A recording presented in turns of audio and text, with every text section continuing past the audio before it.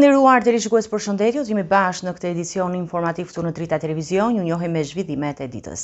Kryeministri i vendit Edi Rama gjatë një vizite në Zavher së bashku me ministrin e mbrojtjes Piro Venko foli për arritjet dhe sfidat e ushtrisë shqiptare.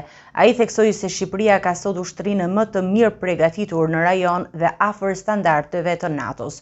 Rama nënvizoi gjithashtu se është rritur 5 fish numri i rekruteve dhe janë 10 fishuar investimet në ushtri.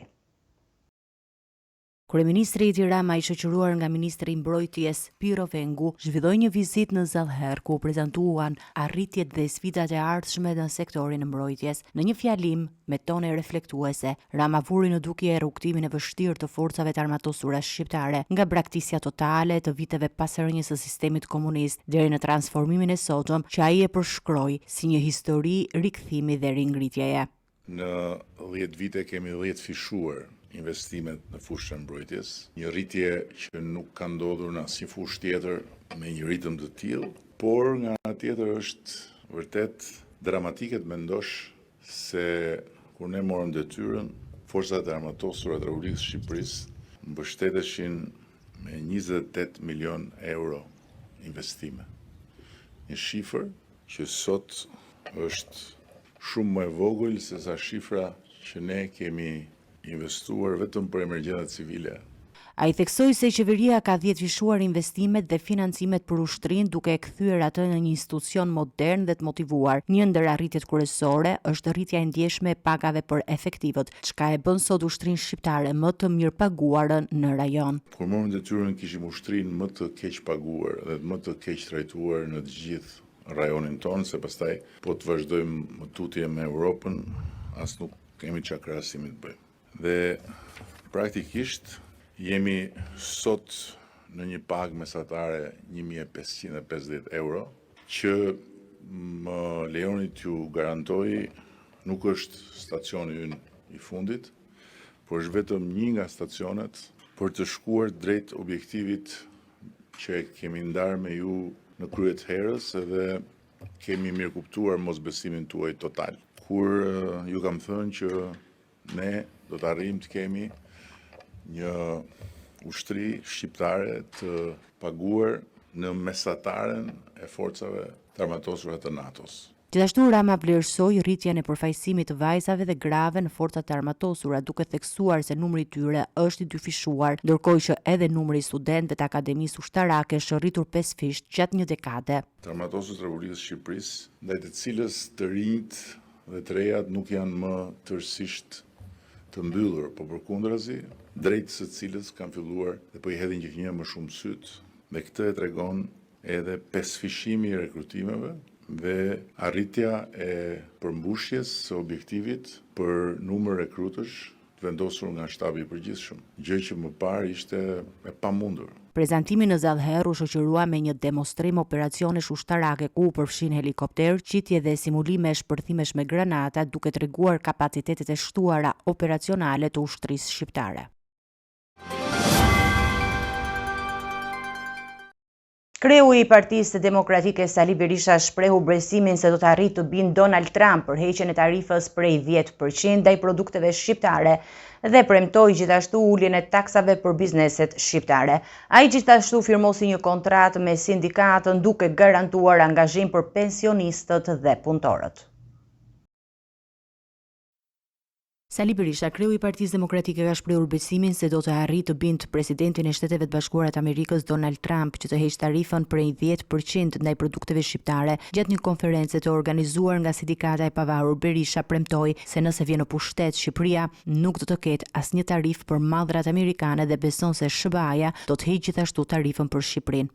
Kanë vendosur një sistem tarifash sepse të gjithë kanë patur tarifa ndaj tyre. Kjo është e vërteta. Kjo është e vërteta. Ta ditë ta mësoni të vërtetën. Të gjithë këta që qahen sot kanë patur tarifa. Shqipëria do ketë asnjë tarifë për mallat amerikane. Dhe jam i bindur që kjo gjë do të ndodhë edhe me qeverinë e Shteteve të Bashkuara pasi t'i heqim ne. Në aspektin ekonomik, Berisha premtoi uljen e taksave për biznesin shqiptar në 10% dhe krijimin e mundësive për rritjen e prodhimit vendas, duke mbështetur prodhimin e madrave të markës Made in Albania për të forcuar ekonominë e brendshme dhe për të rritur konkurrueshmërinë e produkteve shqiptare në tregjet ndërkombëtare. Pas gjithashtu për shqiptarin dinjitos, për një shqiptar që nuk numëron kafshatën, po jo vetëm kaq, liria është prodhimit. Motoja jon është Made in Albania dhe Made in Albania rezervat më prallore i ka në nën tokën shqiptare, i ka në çdo skaj të këtij vendi. Ne do bëjmë gjithçka që shqiptarët të prodhojnë, të krijojnë mirëqenie aty ku janë. Në fjalën e tij, Berisha gjithashtu firmosi një kontratë me sindikatat duke angazhuar për realizimin e premtimeve për pensionet dhe punëtorët me një fokus të veçantë në përmirësimin e kushteve të jetesës për këto grupe. Ai ka premtuar se kontratat e firmosura do të zbatohen plotësisht brenda 100 ditëve të para të qeverisjes së Partisë Demokratike, duke nënvizuar se ky do të jetë një angazhim i fjalës së nderit për punën dhe sakrificat që kanë bërë punëtorët dhe pensionet për Koalicioni i Partisë Demokratike Aleanca për Shqipërinë Madhështore kërkon 84 mandate për të realizuar premtimet e programit elektoral. Ilir Meta akuzon kryeministrin Rama për frikë pasi u fsheh në listat e mbyllura, ndërsa thekson se Tirana do të jetë lokomotiva e ndryshimit historik. Koalicioni Partia Demokratike Aleanca për Shqipërinë Madhështore ka shprehur ambicien për të fituar 84 mandate në zgjedhjet e ardhshme me qëllim realizimin e premtimeve dhe objektivave të programit elektoral. Gjatë prezantimit të kandidatëve të Partisë së Lirisë, presidenti i kësaj force politike Ilir Meta, në mesazhin dërguar nga Qelia, kërkoi votën e qytetarëve për koalicionin Partia Demokratike Aleanca për Shqipërinë Madhështore. Aleanca për Shqipërinë Madhështore është vota për ndryshimin historik. Vota për Ilir Metën, deputet i qarku Tiranës, është një votë e pastër kundër diktaturës. Liria do të triumfojë në 11 maj dhe të gjithë shqiptarët marrin frym lirisht në 12 maj sepse ky vend ka diell për të gjithë.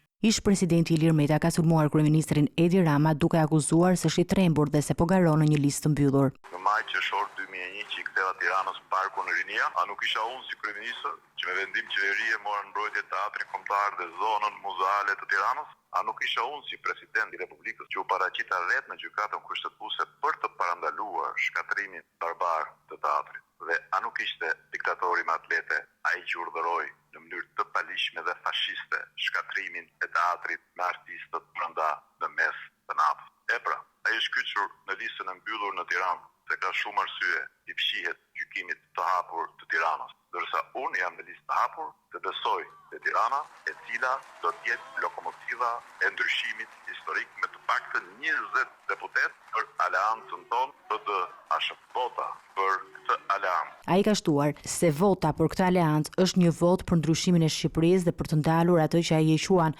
shkatrimin e shtetit dhe të drejtave të qytetarëve.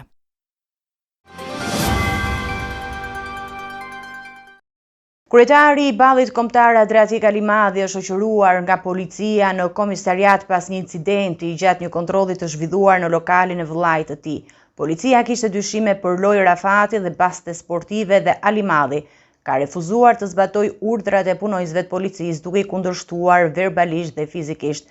Për këtë arsye ndaj tij është nisur një procedim penal për mosbindje ndaj efektivëve. Pas shoqërimit, Alimadhi ka reaguar në rrjetet sociale duke sqaruar se ngjarja ndodhi kur ai po diskutonte për fushatën zgjedhore me vëllezërit dhe miq në lokal. Ai shprehet se ka menduar se ishte një shaka deri në momentin kur një nga efektivët ka përdorur fjalor rruge dhe ka bërë akuza për lojrat dhe dhoto. Sipas tij, efektivët e kanë tërhequr zvarr dhe e kanë goditur me grushte, duke ofenduar dhe gjatë shoqërimit në fugon. Alimadhi mohon akuzat dhe thekson se nuk ka luajtur kurrë dhoto dhe në lokalin e të vëllait nuk janë zhvilluar lojë Rafati.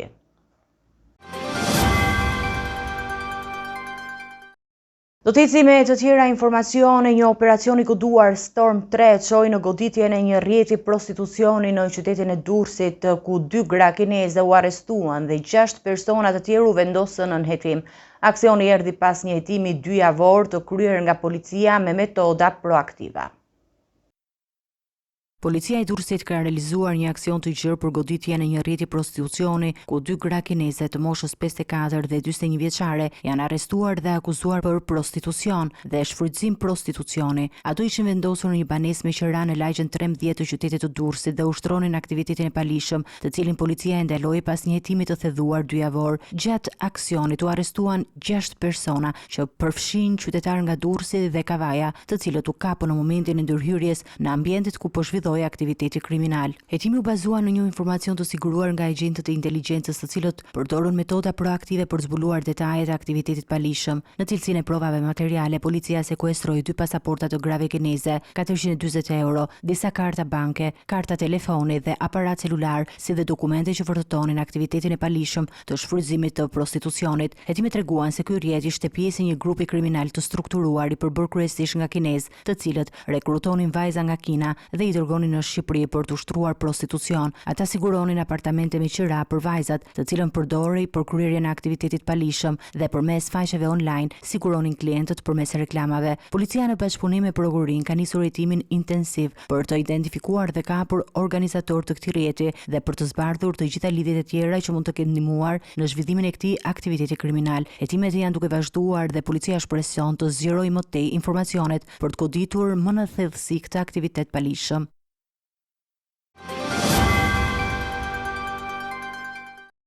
Gjykata e posaçme e shkallës së parë ka lënë në fuqi masën e sigurisë arrestëm në burg për ish efektivin e Reneas Altin Morina, i akuzuar për antarësim në një grup të strukturuar kriminal. Morina nuk ka dhënë asnjë shpjegim para gjyqtares gjatë seancës, ndërkohë që pritet një tjetër seancë lidhur me akuzat e armbajtjes pa leje.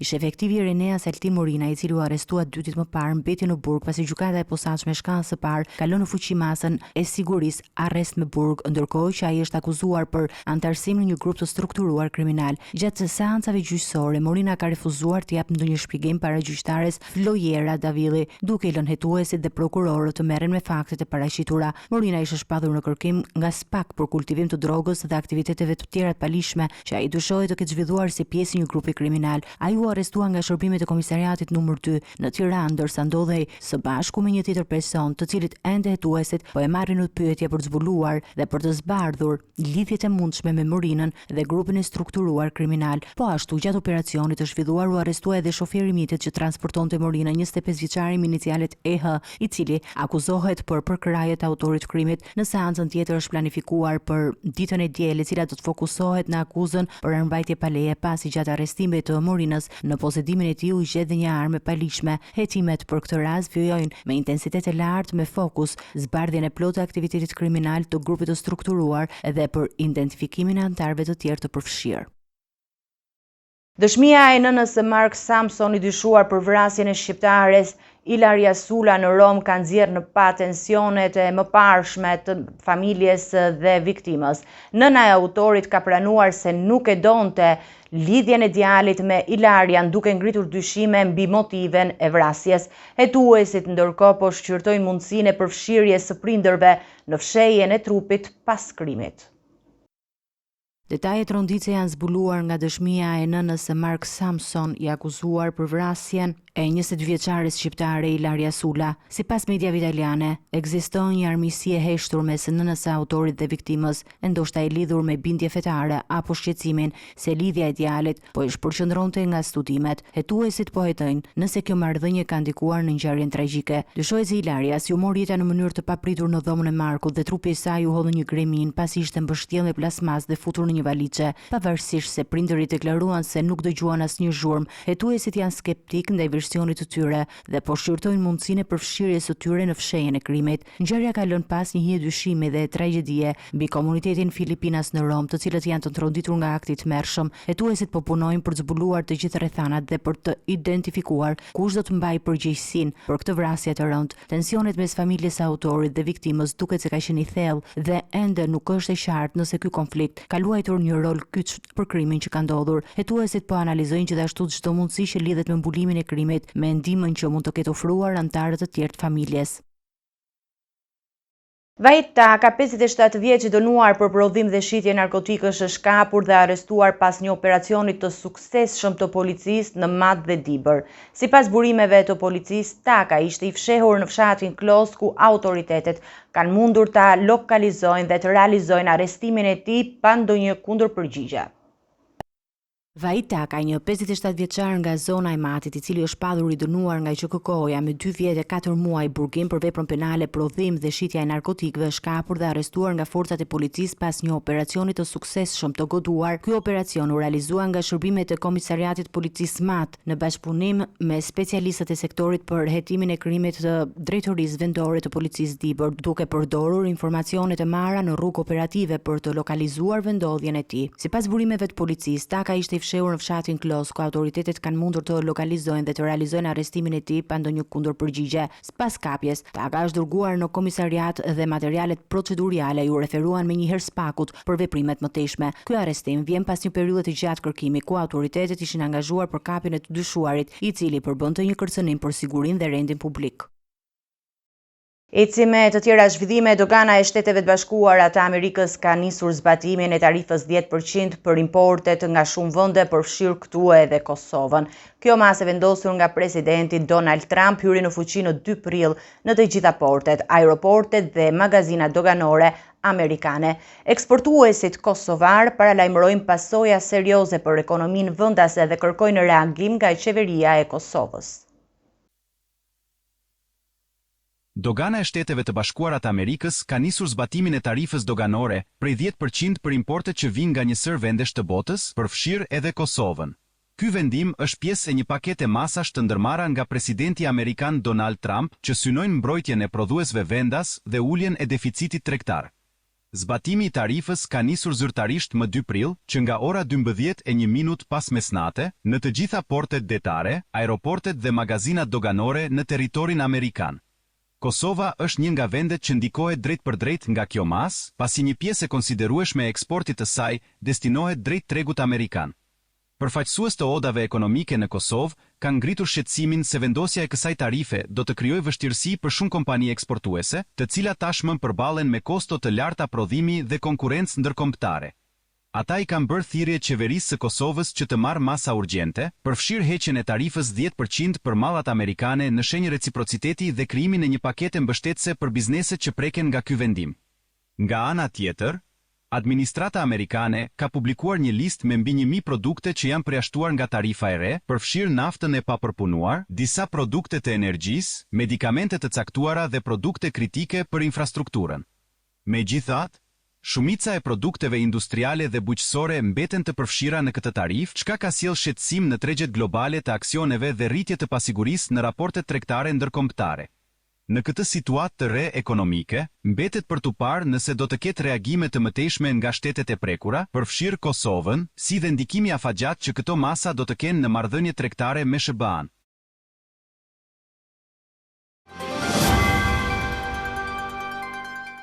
Eci me zhvillimet nga bota, tregjet amerikane të aksioneve kanë shënuar javën më të keqe që nga viti 2020 pas aplikimit të tarifave të reja nga presidenti Donald Trump.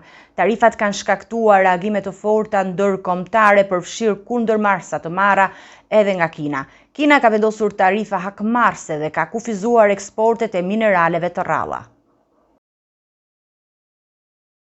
Tregjet e aksioneve në Shtetet e Bashkuara përfunduan javën më të rëndë që nga viti 2020, ndërsa shqetësimet rreth tarifave të reja tregtare të vendosura nga presidenti Donald Trump kanë shkaktuar tronditje në ekonominë globale. Trump ka theksuar se tarifat mbi importet do të forcojnë industrinë amerikane dhe do të mbrojnë vendet e punës, por efektet në tregjet ndërkombëtare kanë qenë të menjëhershme. Tarifa prej 10% ka hyrë në fuqi për mallrat nga Britania e Madhe dhe një numër shtetesh të tjera, ndërsa Kina ka reaguar duke vendosur tarifa hakmarrëse deri në 34% mbi mallrat amerikane, duke përshkallëzuar më tej luftën tregtare. Në të njëjtën kohë, Pekini ka vendosur të kufizojë eksportet e mineraleve të rralla, që janë thelbësore për industrinë teknologjike botërore. Kryeministri britanik Keir Starmer pritet të zhvillojë bisedime intensive gjatë fundjavës me lider të tjerë ndërkombëtar për të trajtuar pasojat e kësaj krize tregtare. Kjo përplasje tarifore pritet të ndikojë direkt në zinxhirët global të furnizimit, duke rritur kostot për konsumatorët dhe bizneset në mbar botën. Ekspertët paralajmërojnë se një luftë tregtare e zgjatur mund të ulë ritmin e rritjes ekonomike globale. Shumë kompani teknologjike amerikane, të varura nga lëndët e para që importohen nga Kina, kanë shprehur shqetësimin për kufizimin e mineraleve të rralla. Gjithashtu, sektori i prodhimit dhe ai bujqësor në SBA janë ndër më të prekurit nga tarifat hakmarrëse kineze. Organizatat ekonomike ndërkombëtare kanë bërë thirrje për dialog dhe zgjidhje diplomatike për të shmangur një krizë të thellë ekonomike. Një sulm raketor rus goditi qytetin Kryvyi i Ri në Ukrainë duke shkaktuar të paktën 14 viktima, përfshirë 6 fëmijë. Mbi 50 persona mbetën të plagosur, mes tyre edhe një foshnjë vetëm 3 muajsh. Ky është një nga sulmet më vdekjeprurse në vitin 2025 për Ukrainën. Presidenti Zelenski kërkon më shumë presion ndërkombëtar ndaj Rusisë.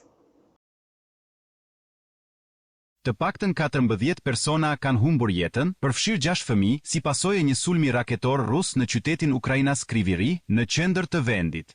Ky sulm, që është cilësuar si një nga më vdekjeprurësit për vitin 2025, ka tronditur thellë opinionin publik, sidomos për shkak se ndodhi në qytetin e lindjes së presidentit Volodymyr Zelensky. Goditja shkaktoi dëme të mëdha materiale në ndërtesat e banimit dhe ndezi disa shpërthime zjarri, sipas guvernatorit rajonal Serhii Lysak. Mbi 50 persona u plagosën, përfshirë një foshnjë 3 muajshe, ndërsa operacionet e kërkim shpëtimit po vijojnë. Presidenti Zelenski ka kërkuar rritjen e presionit ndërkombëtar ndaj Rusisë, ndërkohë që ministri i jashtëm i Ukrainës, Andriy Sybiha, theksoi se ky terror duhet ndalur dhe Rusia duhet detyruar të negociojë për paqen. Autoritetet ukrainase besojnë se raketa ishte e tipit balistik dhe shumë e vështirë për të rrëzuar pa një sistem të avancuar mbrojtës. Ndërkohë, Moska vijon të mohojë se qëllon qëllimisht civilët, ndonse të dhënat tregojnë se mijëra ukrainas të pafajshëm kanë humbur jetën që prej fillimit të pushtimit në vitin 2022. Një video e siguruar nga New York Times tregon momentin tragjik të vrasjes së 15 punojësve të shëndetësisë në Gaza nga trupat izraelite, duke hedhur poshtë pretendimet e ushtrisë izraelite për një ngjarje të paqartë. Një video e publikuar nga New York Times ka sjellë një dëshmi të qartë për momentin e vrasjes së 15 punojësve të ndihmës së parë në Gaza, një incident që ka ngjallur shumë reagime dhe akuza për krime lufte. Pamjet filmike tregojnë qartë se autoambulancat dhe makina zjarr fikse ishin të dukshme, ndërkohë që trupat izraelite hapën zjarr në drejtim të tyre, një akt që ka çuar në vdekjen e 8 mjekëve të gjysmëhënës së kuqe palestineze, 6 anëtar të mbrojtjes civile dhe një punonjës të Kombeve të Bashkuara. Kjo ngjarje tragjike ka nxjerrë në pak kundërshtimin ndaj deklaratave të ushtrisë izraelite, e cila kishte insistuar se forcat e saj kishin hapur zjarr ndaj automjeteve që nuk ishin ndezur dritat e emergjencës dhe nuk ishin të dukshme. Megjithatë, videoja e publikuar tregon se automjetet e ndihmës po lëviznin me drita të kuqe të ndezura duke hedhur poshtë pretendimet izraelite dhe duke sugjeruar se mund të ketë pasur një qëllim të drejtë për t'i sulmuar punojësit e shëndetësisë, të cilët janë të mbrojtur nga të drejtat ndërkombëtare. Trupat e 15 viktimave u gjetën mbi një javë pas incidentit, të mbuluara me rërë dhe të varrosura një varr masiv. Ky episod është përshkruar si një krim lufte, duke u bërë një shembull tjetër i përdorimit të forcës ndaj civilëve dhe punojësve të ndihmës humanitare në Gaza, që ka patur një ndikim shkatërrues për misionet e shëndetësisë dhe mbrojtjes civile në rajon. Ky incident ndodhi në kuadër të përshkallëzimit të luftës mes Izraelit dhe Hamasit, që filloi me 7 tetor 2023 dhe ka shkaktuar një numër të madh viktimash, përfshirë më shumë se 1000 punonjës shëndetësor, sipas OKB-s. Situata humanitare në Gaza përkeqësuar ndjeshëm, duke sjellë akuza ndërkombëtare dhe kërkesa për një hetim të pavarur dhe të thedhuar mbi këtë ngjarje. Presidenti i Shteteve të Bashkuara të Amerikës Donald Trump publikoi një video në Truth Social që tregon 10 luftëtar të lëvizjes Houthi të vrarë nga një sulm ajror amerikan në Yemen. Videoja është shoqëruar me thirrjen sarkastike "Ups". Sulmi ka shkaktuar shumë viktima dhe tensione të mëdha mes Shteteve të Bashkuara të Amerikës dhe Houthive. Presidenti Donald Trump publikoi një video në platformën Truth Social, e cila tregon pamje nga një sulm ajror të kryer nga SBA në Yemen, ku 10 luftëtar të lëvizjes Houthi u vran. Imazhet të kapura nga një dron ushtarak tregojnë një shpërthim të fuqishëm që shkatëron plotësisht një zonë dhe lë pas një peizazh të shkatëruar, me vetëm disa automjete të dukshme. Trump e shoqëroi videon me një thirrje sarkastike, "Ops", duke sugjeruar se kjo ishte një pasojë e paevitueshme. Këtë javë, sulmet ajrore amerikane kanë shkaktuar reagime të forta, me mediat pro Houthi që raportojnë se janë vrarë 67 persona që nga 15 marsi. Houthit kanë nisur një seri sulmesh ndaj anijeve tregtare në detin e Kuq, duke bllokuar një nga rrugët më të rëndësishme të tregtisë detare botërore. Trump ka kërcënuar se do të vazhdojë goditjen ndaj grupit Houthi, i cili është akuzuar për sulme ndaj anijeve tregtare, duke pretenduar se po mbështet palestinezët dhe kundërshton Izraelin. Kjo situatë ka rritur tensionet në regjion, duke ndikuar negativisht në stabilitetin e tregtisë globale dhe sigurinë e anijeve ndërkombëtare. SBA po vazhdon të ndërmarrë masa të forta për të goditur Houthit, duke theksuar se do të përdor çdo mjet për të mbrojtur interesat e saj dhe sigurinë e transportit në këtë rajon të rëndësishëm.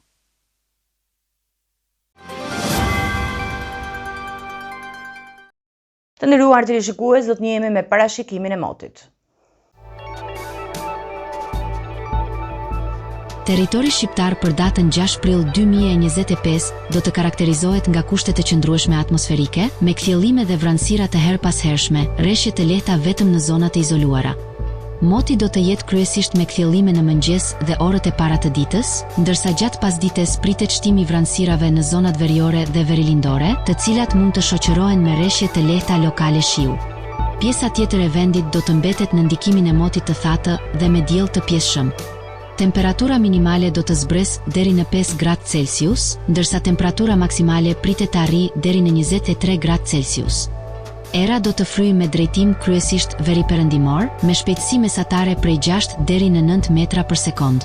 Në zonat bregdetare dhe lugina, era her pas here arrin deri në 12 metra për sekond, duke sjellë një valëzim të lehtë në det me forcë 2 deri në 3 ball. Temperaturat minimale dhe maksimale për disa nga qytetet kryesore të Shqipërisë do të jetë si më poshtë. Shkodër 10 deri në 20 gradë Celsius. Kukës 7 deri në 17 gradë Celsius. Peshkopi 6 deri në 15 gradë. Tiranë 10 deri në 22 gradë Celsius. Durrës 11 deri në 23 gradë. Kavaj 10 deri në 22 gradë Celsius. Elbasan 9 deri në 21 gradë. Berat 8 deri në 22 gradë Celsius. Korç 5 deri në 16 gradë. Vlorë 11 deri në 23 gradë Celsius. Gjirokastër 9 deri në 21 gradë. Sarand 11 deri në 23 gradë Celsius. Territori i Kosovës për datën 6 prill 2025 do të përshkohet nga një mot pjesërisht i vranët, me intervale dielli me rreshje të lehta në veri dhe verilindje. Rreshje të lehta shiu do të jenë të pranishme në veri dhe verilindje, ndërsa temperaturat priten të jenë në rritje, kryesisht në pjesën qendrore dhe jugore të vendit. Në zonat veriore dhe verilindore, vranësirat do të jenë më të theksuara dhe do të sjellin rreshje të lehta shiu gjatë orëve të pasdites. Moti do të vijojë i qëndrueshëm dhe i përshtatshëm për aktivitete të jashtme në shumicën e qyteteve. Temperatura minimale do të zbresë deri në 3 gradë Celsius, ndërsa temperaturat maksimale do të arrijnë deri në 18 gradë Celsius. Era do të fryjë e lehtë me drejtim juglindje verilindje, me shpejtësi mesatare 6 deri në 8 metra për sekond. Her pas here në rafshnalta mund të arrijë deri në 11 metra për sekond. Temperaturat minimale dhe maksimale për disa nga qytetet kryesore të Kosovës do të jetë si më poshtë. Mitrovica 3 deri në 16 gradë Celsius. Podujev 4 deri në 15 gradë Celsius. Skënderaj 3 deri në 14 gradë Celsius. Pej 4 deri në 17 gradë Celsius. Prishtinë 4 deri në 18 gradë Celsius. Gjakov 5 deri në 17 gradë Celsius. Malishev 4 deri në 16 gradë Celsius. Gjilan 4 deri në 17 gradë Celsius. Ferizaj 4 deri në 17 gradë Celsius.